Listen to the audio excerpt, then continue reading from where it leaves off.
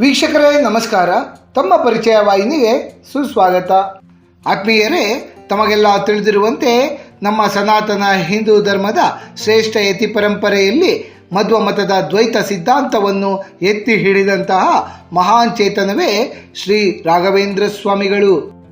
ಕಲಿಯುಗದ ಕಲ್ಪವೃಕ್ಷವೆಂದೇ ಖ್ಯಾತರಾಗಿರುವ ರಾಘವೇಂದ್ರ ಸ್ವಾಮಿಗಳು ಭಕ್ತರ ಕಷ್ಟಗಳಿಗೆ ತಕ್ಷಣವೇ ಸ್ಪಂದಿಸುವಂತಹ ಜಾಗೃತ ಯತಿಗಳು. ಇವರು ಕೇವಲ ಒಬ್ಬ ಯತಿಯಲ್ಲ, ಬದಲಾಗಿ ಭಕ್ತರ ಅಜ್ಞಾನವನ್ನು ದೂರ ಮಾಡುವಂತಹ ಜ್ಞಾನದೀಪ. 1671ರಲ್ಲಿ ಮಂತ್ರಾಲಯದ ತುಂಗಭದ್ರಾ ನದಿಯ ತೀರದಲ್ಲಿ ಸಶರೀರ ಬೃಂದಾವನಸ್ಥರಾದ ರಾಯರು ಇಂದಿಗೂ ಸಹ ಅಲ್ಲಿ ಅದೃಶ್ಯ ರೂಪದಲ್ಲಿ ನೆಲೆಸಿ ಭಕ್ತರನ್ನು ಉದ್ಧಾರ ಮಾಡುತ್ತಲಿದ್ದಾರೆ ಎಂಬುದು ಅಚಲವಾದಂತಹ ನಂಬಿಕೆ. ರಾಯರ ಅನುಗ್ರಹವನ್ನು ಪಡೆಯಲು ನಾವು ಗಂಟೆಗಟ್ಟಲೆ ಪೂಜೆ ಮಾಡಬೇಕಾಗಿಲ್ಲ. ಬದಲಾಗಿ ಶ್ರದ್ಧಾ ಭಕ್ತಿಯಿಂದ ರಾಯರ ಈ 3 ಮಂತ್ರಗಳನ್ನು ಪಠಣ ಮಾಡಿದರೆ ಸಾಕು.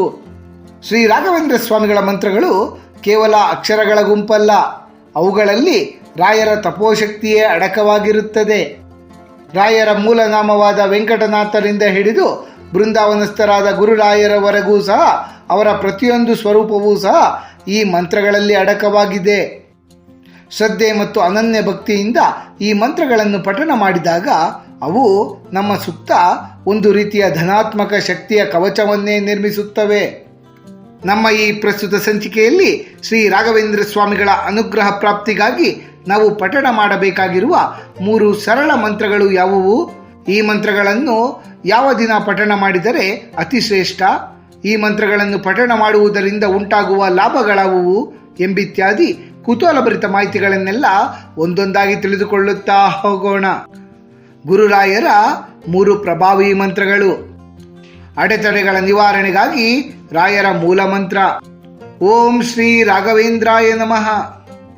ಈ ಮೂಲ ಮಂತ್ರ ಅತ್ಯಂತ ಸರಳ ಮತ್ತು ಅಷ್ಟೇ ಪ್ರಭಾವಶಾಲಿಯಾದ ಮಂತ್ರ. ಗರಿಷ್ಠ ಲಾಭಕ್ಕಾಗಿ ಪ್ರತಿನಿತ್ಯವೂ ಈ ಮಂತ್ರವನ್ನು 108 ಬಾರಿ ಪಠಣ ಮಾಡಬೇಕು. ಇದು ರಾಯರ ಅಷ್ಟಾಕ್ಷರಿ ಮಂತ್ರ ಎಂದೇ ಪ್ರಸಿದ್ಧಿಯನ್ನು ಪಡೆದಿದೆ. ಏಕೆಂದರೆ ಇದು 8 ಅಕ್ಷರಗಳನ್ನು ಒಳಗೊಂಡಿದೆ. ಓಂ ಶ್ರೀ ರಾಘವೇಂದ್ರಾಯ ನಮಃ ಎಂಬ ಮಂತ್ರದ ತಾತ್ಪರ್ಯ ಪೂಜ್ಯರಾದ ಶ್ರೀ ರಾಘವೇಂದ್ರ ಸ್ವಾಮಿಗಳಿಗೆ ನನ್ನ ನಮಸ್ಕಾರಗಳು ಎಂಬುದಾಗಿದೆ. ಈ ಮಂತ್ರವು ಭಕ್ತಾದಿಗಳಿಗೆ ಶ್ರೀ ಗುರು ಸಾರ್ವಭೌಮರ ಅಭಯ ಹಸ್ತದಂತೆ ಕೆಲಸವನ್ನು ಮಾಡುತ್ತದೆ ಹಾಗೂ ಜೀವನದಲ್ಲಿ ಎದುರಾಗುವಂತಹ ಎಂಥದೇ ವಿಘ್ನಗಳನ್ನು ಬೇಗನೆ ನಿವಾರಿಸುತ್ತದೆ. ಶುದ್ಧ ಭಕ್ತಿಯಿಂದ ರಾಯರ ಮೂಲ ಮಂತ್ರವನ್ನು ಪಠಣ ಮಾಡುತ್ತಾ ಬಂದರೆ ಅಂದುಕೊಂಡಿರುವ ಕೆಲಸ ಕಾರ್ಯಗಳೆಲ್ಲ ಬೇಗನೆ ಸಿದ್ಧಿಸುತ್ತವೆ. ತಿಳಿದೋ ತಿಳಿಯದೆ ಮಾಡಿರುವಂತಹ ಸಮಸ್ತ ಪಾಪಗಳು ಈ ಮಂತ್ರ ಪಠಣದಿಂದ ದೂರಾಗುತ್ತವೆ.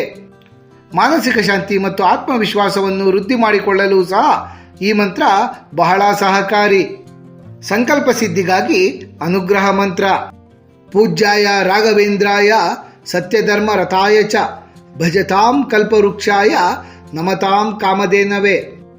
ಅತ್ಯಂತ ಜನಪ್ರಿಯವಾದಂತಹ ಈ ದಿವ್ಯ ಶ್ಲೋಕವನ್ನು ಶ್ರೀ ಅಪ್ಪಣ್ಣಾಚಾರ್ಯರು ತಮ್ಮ ರಾಘವೇಂದ್ರ ಸ್ತೋತ್ರದಲ್ಲಿ ರಚನೆ ಮಾಡಿದ್ದಾರೆ.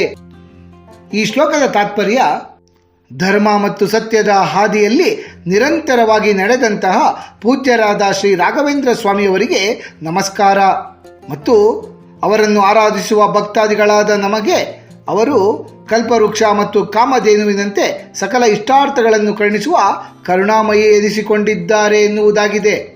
ಈ ಶ್ಲೋಕ ಅತ್ಯಂತ ಸರಳ, ಆದರೆ ಗುರುರಾಯರ ಸಂಪೂರ್ಣ ಅನುಗ್ರಹವನ್ನು ಪಡೆಯಲು ಅತ್ಯಂತ ಶಕ್ತಿಶಾಲಿ ಮತ್ತು ಪ್ರಭಾವಶಾಲಿಯಾದ ಶ್ಲೋಕವೆನಿಸಿಕೊಳ್ಳುತ್ತದೆ.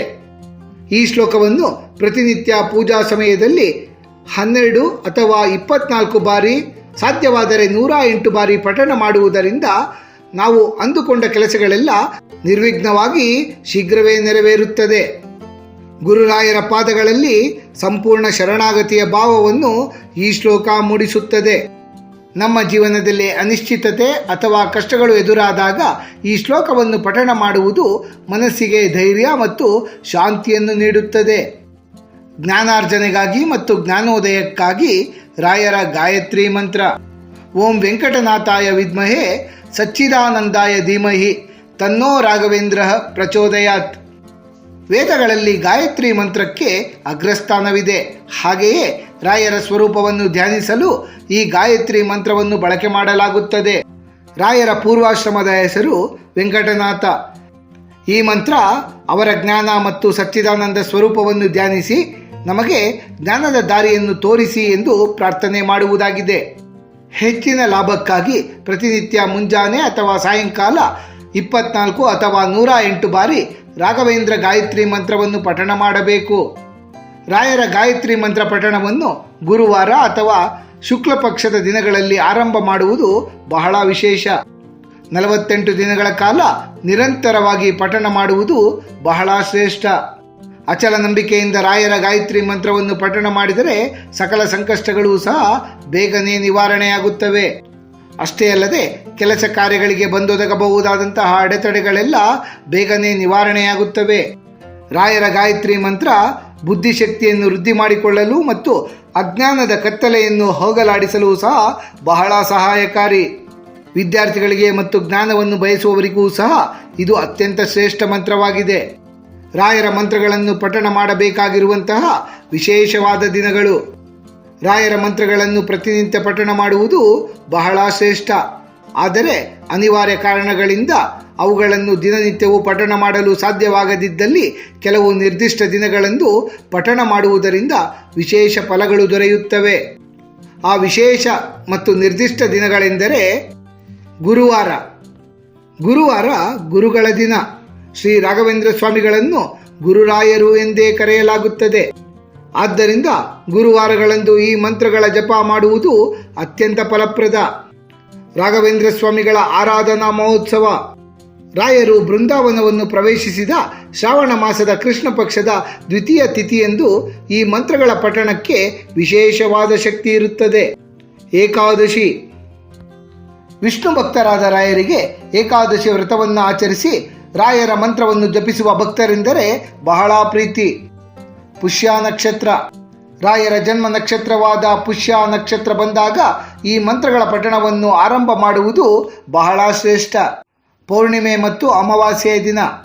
ಮನುಷ್ಯರ ಮೇಲೆ ಹೆಚ್ಚಿನ ಪ್ರಭಾವವನ್ನು ಬೀರುವಂತಹ ದಿನಗಳಾದ ಪೌರ್ಣಿಮೆ ಮತ್ತು ಅಮಾವಾಸ್ಯೆಯ ದಿನಗಳಂದು ರಾಯರ ಮಂತ್ರ ಪಠಣ ಮಾಡುವುದರಿಂದ ಮಾನಸಿಕ ಶಾಂತಿ ದೊರೆಯುತ್ತದೆ. ಗುರುರಾಯರ ಮಂತ್ರಗಳು ಭಕ್ತರ ಸಂಕಷ್ಟಗಳಿಗೆ ರಾಮಬಾಣವಾಗಿರುತ್ತವೆ. ನಿಯಮಿತವಾಗಿ ಶುದ್ಧ ಮನಸ್ಸಿನಿಂದ ಈ ಮಂತ್ರಗಳನ್ನು ಪಠಣ ಮಾಡುವುದರಿಂದ ಮನುಷ್ಯ ಲೌಕಿಕ ಸುಖಗಳ ಜೊತೆಯಲ್ಲಿ ಆಧ್ಯಾತ್ಮಿಕ ಉನ್ನತಿಯನ್ನು ಸಹ ಸಾಧಿಸಬಹುದಾಗಿದೆ. ರಾಯರ ಮಂತ್ರಗಳನ್ನು ಭಕ್ತಿಯಿಂದ ಪಠಣ ಮಾಡುವಾಗ ಕೇವಲ ಶಬ್ದಗಳ ಉಚ್ಚಾರಣೆಗಿಂತ ಅವುಗಳ ಹಿಂದಿನ ತಾತ್ಪರ್ಯ ಮತ್ತು ಗುರುಗಳ ಮೇಲಿರುವಂತಹ ಅಚಲ ನಂಬಿಕೆಯೇ ಮುಖ್ಯವೆನಿಸಿಕೊಂಡಿರುತ್ತದೆ. ಆತ್ಮೀಯರೇ, ಗುರುವಾರದ ಈ ಶುಭ ದಿನದಂದು ಶ್ರೀ ರಾಘವೇಂದ್ರ ಸ್ವಾಮಿಗಳ ಅನುಗ್ರಹವನ್ನು ಪ್ರಾಪ್ತಿ ಮಾಡಿಕೊಳ್ಳಲು ನಾವು ಪಠಣ ಮಾಡಬಹುದಾದ 3 ಮಂತ್ರಗಳ ಕುರಿತಾಗಿ ಸಮಗ್ರ ಮಾಹಿತಿಯನ್ನು ತಿಳಿದುಕೊಂಡ ನಮಗೆಲ್ಲರಿಗೂ ಆ ಭಗವಂತನ ಕೃಪಾ ಕಟಾಕ್ಷ ಸದಾಕಾಲ ಇರಲೆಂದು ಕೋರಿಕೊಳ್ಳುತ್ತಾ ಈ ದಿನದ ಸಂಚಿಕೆಯನ್ನು ಮುಗಿಸುತ್ತಲಿದ್ದೇವೆ. ವೀಕ್ಷಕರೇ, ನಿಮಗೆ ಈ ವಿಡಿಯೋ ಇಷ್ಟವಾಗಿದ್ದಲ್ಲಿ ಲೈಕ್ ಮಾಡಿ, ಶೇರ್ ಮಾಡಿ ಮತ್ತು ಸಬ್ಸ್ಕ್ರೈಬ್ ಮಾಡಿ ಹಾಗೂ ಬೆಲ್ ಬಟನ್ ಒತ್ತುವುದನ್ನು ಮರೆಯಬೇಡಿ.